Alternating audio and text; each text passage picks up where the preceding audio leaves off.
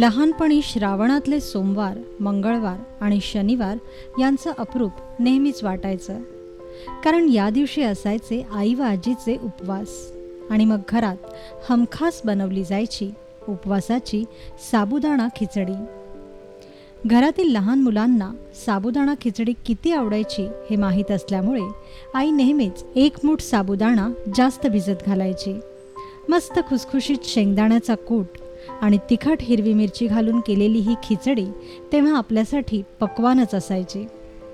चला मग आज आपणही बनवूया उपवासाची साबुदाणा खिचडी.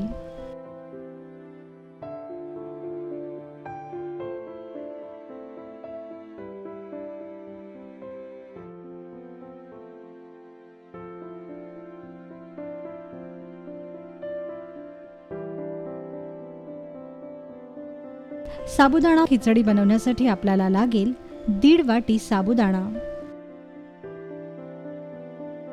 1 उकडलेला बटाटा, पाव वाटी दाण्याचा कूट, 3 ते 4 हिरव्या मिरच्या, 1 चमचा जिरे, चिमूटभर साखर, चवीपुरतं मीठ, उपवासाचं किंवा साधं, आणि फोडणीसाठी तूप. साबुदाण्याच्या खिचडीची चव ही पूर्णपणे अवलंबून असते ते त्याच्या भिजवण्याच्या तंत्रावर. हे तंत्र एकदा का साध्य झालं तर तुम्ही या खिचडीत काहीही टाका, खिचडी 100% चवदार होणारच. सर्वप्रथम साबुदाणा स्वच्छ धुवून निथळून घ्या. आता यात साबुदाणा भिजेल इतकंच पाणी घाला.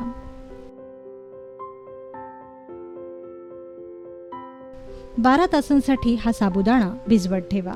साबुदाणा नेहमी आदल्या रात्रीच भिजवावा. 12 तासानंतर हा साबुदाणा फुललेला आणि सुटा झालेला दिसेल.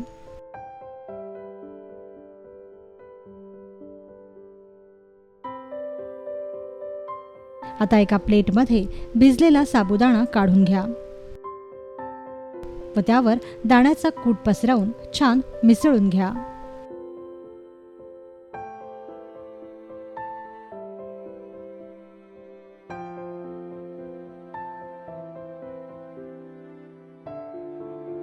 यानंतर फोडणीसाठी तूप तापवायला ठेवा.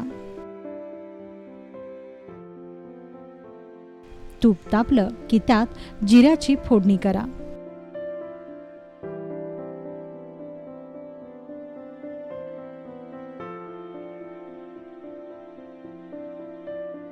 जिरे तडतडले की मग यात चिरलेल्या हिरव्या मिरच्या घाला.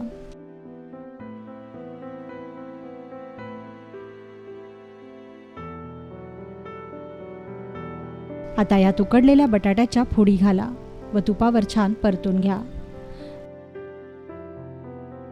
2 मिनिटांनंतर यात साबुदाणा घाला.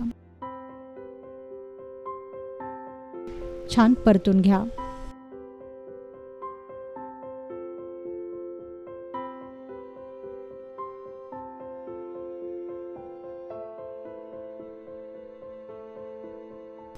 साबुदाणा परतल्यानंतर यात चवीपुरतं मीठ आणि चिमूटभर साखर घाला.